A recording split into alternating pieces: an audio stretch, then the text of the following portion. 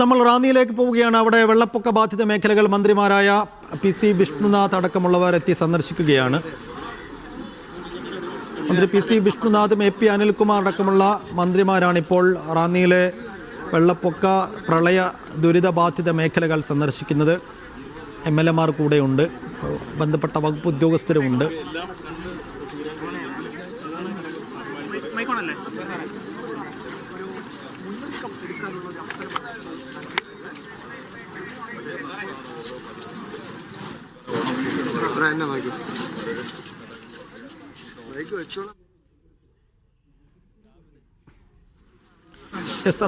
റാന്നിയിലാണ് ഇപ്പോൾ മന്ത്രിമാരുള്ളത്. രജീഷ് നരുക്കിനുണ്ട്. രജീഷ്, AP അനിൽകുമാർ ഇപ്പോൾ revenue മന്ത്രി ഇതുവരെ ചെയ്ത് മുൻകാലങ്ങളിൽ ചില കാര്യങ്ങൾ, അതുപോലെ തന്നെ ഇന്ന് മുഖ്യമന്ത്രി വിളിച്ചു ചേർത്ത യോഗത്തിൽ ആ കാര്യം ചർച്ച ചെയ്തിരുന്നു. അതിനകത്ത് ചെയ്യാൻ കഴിയുന്ന കാര്യങ്ങൾ എന്തൊക്കെയെന്നുള്ളത് പരിശോധിച്ച് ചെയ്യും. മുഖ്യമന്ത്രി പരമായി ബന്ധപ്പെട്ട ചില കാര്യങ്ങൾ ചിലപ്പോൾ ഇന്ന് വാർത്താ സമ്മേളനത്തിൽ സൂചിപ്പിക്കുമെന്ന് പറഞ്ഞായിരുന്നു.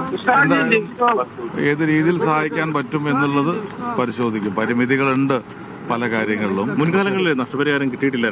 മുൻകാലങ്ങളിൽ നൽകിയിട്ടില്ല. അന്ന് ഒരു വായ്പാ പദ്ധതിയെക്കുറിച്ച് പറഞ്ഞിരുന്നു. പക്ഷെ ആ വായ്പാ പദ്ധതിയും നടപ്പിലാക്കാൻ കഴിഞ്ഞിട്ടില്ല എന്നാണ് ഞാൻ മനസ്സിലാക്കുന്നത്. അപ്പോൾ ആ ഒരു പദ്ധതി നടപ്പായിട്ടില്ല. ഇത്തവണ എന്തെങ്കിലും ഗവൺമെന്റിന്റെ ഭാഗത്തുനിന്ന് അത്തരത്തിലുള്ള സപ്പോർട്ട് ചെയ്യുന്ന കാര്യത്തെക്കുറിച്ച് വളരെ ഗൗരവമായിട്ട് തന്നെ ആലോചിക്കും. ഞാൻ പറഞ്ഞല്ലോ, അതിനകത്തുള്ള പല പരിമിതിയുണ്ട്. അതുകൊണ്ടാണ് കഴിഞ്ഞ തവണ എനിക്ക് തോന്നുന്നു പലിശ രഹിത വായ്പയെ കുറിച്ചാണ് മുമ്പ് പ്രഖ്യാപിച്ചിരുന്നത്. പക്ഷെ അത് ഇംപ്ലിമെന്റ് ചെയ്യാൻ പറ്റിയിട്ടില്ല.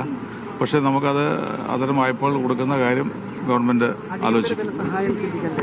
അത് ഞാൻ പറഞ്ഞല്ലോ, അടിയന്തര ധനസഹായം കൊടുക്കുന്ന മറ്റ് പല കാര്യങ്ങളിലും വീടുകൾ നഷ്ടപ്പെട്ടവര് മറ്റു കാര്യങ്ങൾ കൊടുക്കാറുണ്ട്. കാരണം അതിന് കേന്ദ്ര ഗവൺമെന്റിന്റെ ഒരു ഡയറക്ഷൻ ഉണ്ട്, നിലവിലുള്ള കാര്യങ്ങളുണ്ട്. പക്ഷേ നമുക്ക് വ്യാപാര സ്ഥാപനങ്ങൾക്ക് അങ്ങനെ എന്തെങ്കിലും കൊടുത്തതായിട്ടുള്ള ഒരു കീഴ്വഴക്കം നേരത്തെ വലിയ രീതിയിൽ 2018 വന്നപ്പോഴാണ് ഇത് ഡിക്ലെയർ ചെയ്ത് വായ്പ കൊടുക്കുക എന്നുള്ളത്.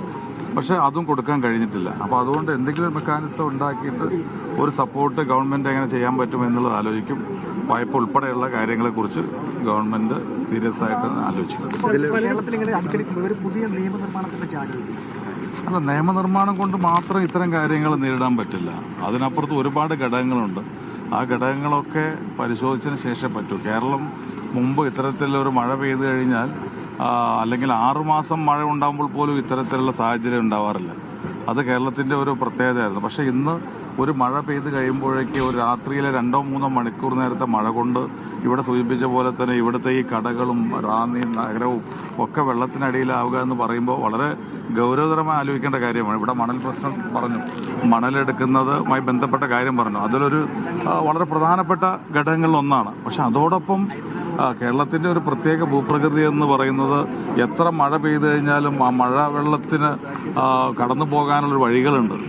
നീർച്ചാലുകൾ, തോടുകൾ, അതുപോലെ ഡ്രൈനേജുകൾ.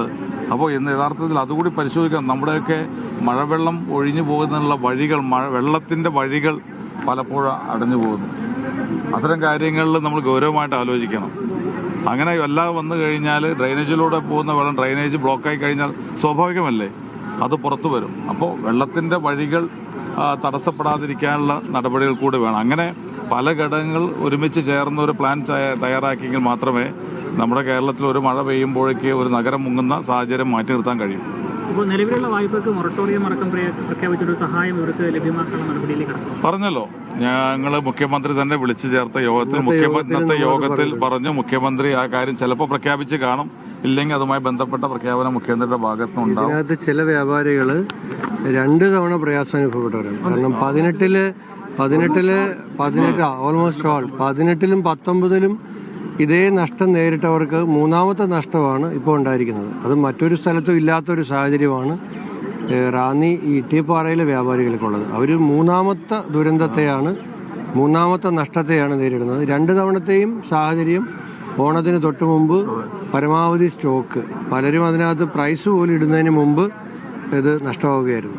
സാഹചര്യം. അതെ, വിൽക്കാത്ത സാധനത്തിന് കഴിഞ്ഞ GST ഒഴിവാക്കണമെന്ന് പറഞ്ഞിട്ട് നമുക്ക് ഈ ഡ്രെയിനേജ് ഒക്കെ ബ്ലോക്ക് ആണെന്ന് പറയുമ്പോഴേ അതിനകത്ത് ശരിക്കും ജനങ്ങളും വ്യാപാരികളും അടക്കം കുറച്ച് ജാഗ്രത പുലർത്തേണ്ടതല്ലേ? നമുക്കിപ്പോൾ പരസ്പരം ആരെങ്കിലും കുറ്റപ്പെടുത്തേണ്ട സമയമല്ല. പൊതുസമൂഹം നമ്മളെല്ലാവരും ഇതിന് ഇരകളായി മാറുകയാണ്. അപ്പോൾ അതിനകത്ത് എല്ലാവരും കൂടി ഒരുമിച്ച് ചിന്തിക്കണം. ഗവൺമെന്റ് ചിന്തിക്കണം, ജനങ്ങൾ ചിന്തിക്കണം, തദ്ദേശ സ്വയംഭരണ സ്ഥാപനങ്ങൾ ചിന്തിക്കണം, വ്യാപാരികൾ ചിന്തിക്കണം, എല്ലാവരും ചിന്തിക്കണം. കാരണം ഞാൻ പറഞ്ഞല്ലോ, കേരളത്തിൽ എത്ര മഴയും താങ്ങാനുള്ള കരുത്തുള്ള ഒരു സ്റ്റേറ്റ് ആയിരുന്നു കേരളം. ഇന്നൊരു ചെറിയ മഴയെ പോലും താങ്ങാൻ കഴിയുന്നില്ല. അത് നമുക്ക് വെള്ളം സ്റ്റോർ ചെയ്യുന്ന സ്ഥലങ്ങളൊക്കെ നമുക്ക് ഇന്ന് പല രീതിയിലും തടസ്സപ്പെടുകയാണ്. ഞാനതിന് വിശദാംശങ്ങളിലേക്ക് പോകുന്നില്ല. അതും ഇതിന്റെ പ്രധാന ഘടകമാണ്. അപ്പം നമുക്ക് എന്തായാലും ആലോചിക്കേണ്ടതാണത്.